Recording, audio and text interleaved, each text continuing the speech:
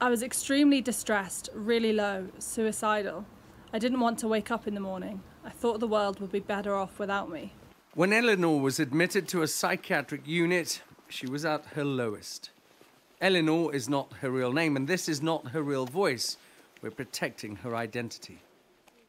She hoped the care she would receive would turn her life around. Instead, she says she was groomed and sexually abused by a member of staff.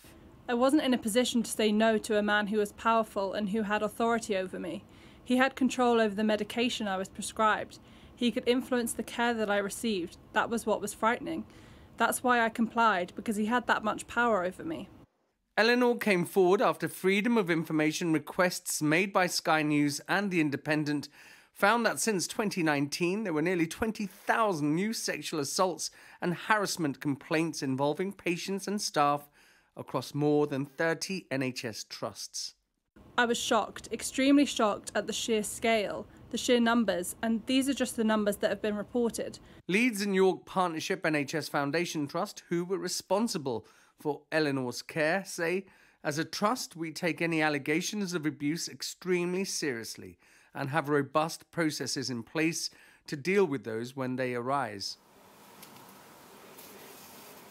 Joy was sexually abused as a young child. Her childhood trauma developed into problems with her mental health. She also says she was groped by a male patient while on a mixed ward. Our joint investigation with The Independent found since 2019 there have been more than 500 allegations of sexual assault or rape on mixed sex wards or mixed spaces across more than 20 trusts. Joy believes the attack on her could have been prevented. You've got all these people with all different problems in a mixed place. There's just no stopping anything that can happen. But these are our most vulnerable people. They are the ones who need the most protection. I honestly think people do care, and the staff do care, but I don't think there's money. East London NHS Foundation Trust told Sky News Joy's allegations are deeply concerning and that all of ELFT's working-age adult wards are now single-sex. We encourage and support service users and staff to report all incidents of this nature to the police and via our incident reporting system so that full, independent and internal investigations can take place.